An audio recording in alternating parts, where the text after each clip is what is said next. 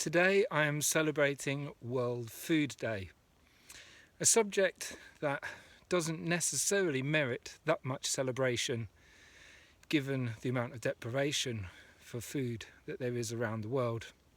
It seems incredible that even in this country, the United Kingdom, there are people taking recourse to food banks. Food prices are going out of control, and this prompted me a couple of years ago to move into a property with the intention. It had a huge garden, seemed to be going for a song, and so there was an opportunity, especially in the light of all the lockdowns, to experiment with developing a bit of food security and getting closer to the food that my family and I consume. And I don't think we ever expected that we would be able to become self-reliant.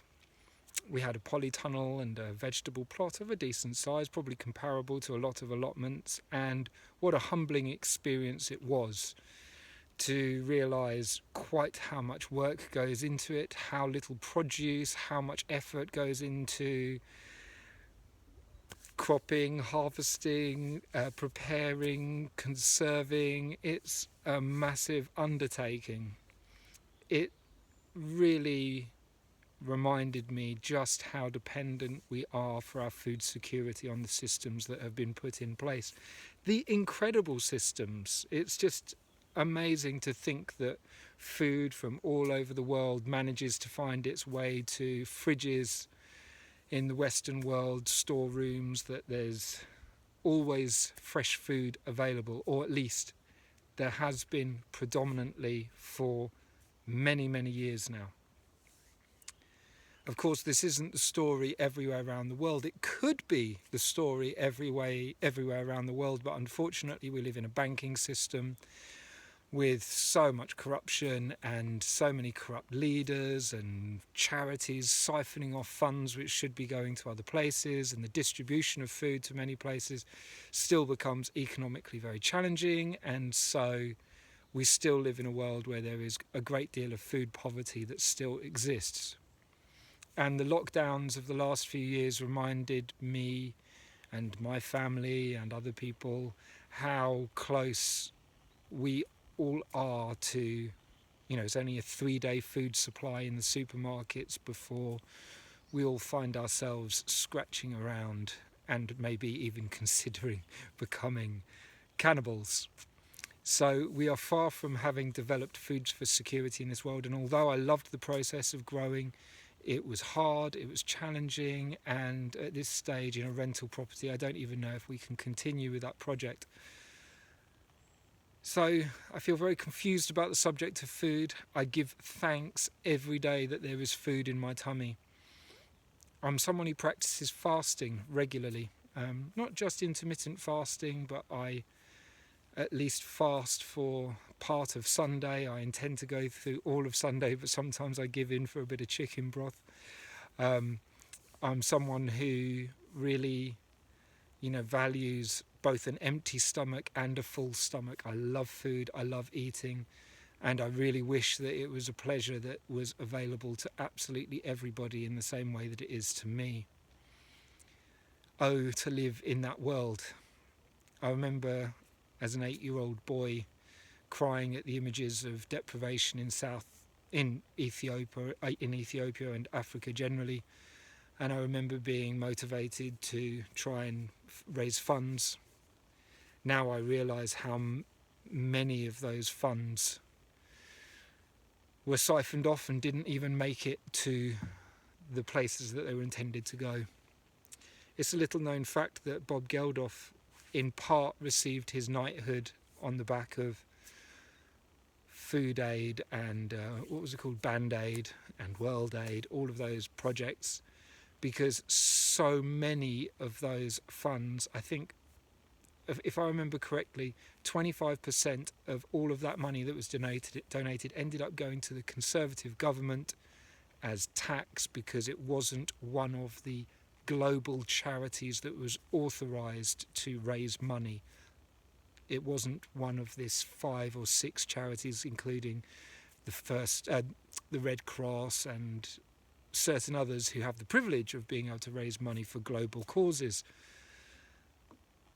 So, even when we think we're trying to help with these global situations, very often we're not. And in fact, dumping loads of food in foreign countries often undermines their own natural economies and resources and ability to create self-sufficiency.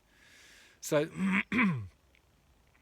all in all, like many things, the subject of food is very, very complicated. There are no easy answers. As my favourite economist says, there are no solutions, only trade-offs. What do we want to focus our money and our energy and our time on? The farmers' uprising, which continues all over Europe and has been very little heeded by the governments in power, is leading to very ground roots and bottom-up movements in lots of countries in Europe, because farmers are aware of the restrictions that are being placed upon them that are impeding their ability to provide food, and the possibility of food shortages in the coming years is a distinct possibility. We really need to wake up to this. Our governments need to wake up to this. There's an enormous arrogance, there is an enormous hubris which is being shown. Farmers put their lives at great risk. Most people don't realise that farmers have an enormous incidence of cancer due to the chemicals that they have to use in order to make food that adheres to the standards that are initiated by the supermarkets. Oh, for having a potato that didn't go off within 2 days because it's wrapped in a plastic bag. Oh, for having apples that might have the odd blemish on. It's very nice receiving all these perfectly produced things that arrive in plastic, delivered to our doors very frequently. And yet, do we really need to have every apple without a single blemish? Do we really need to have everything wrapped in plastic?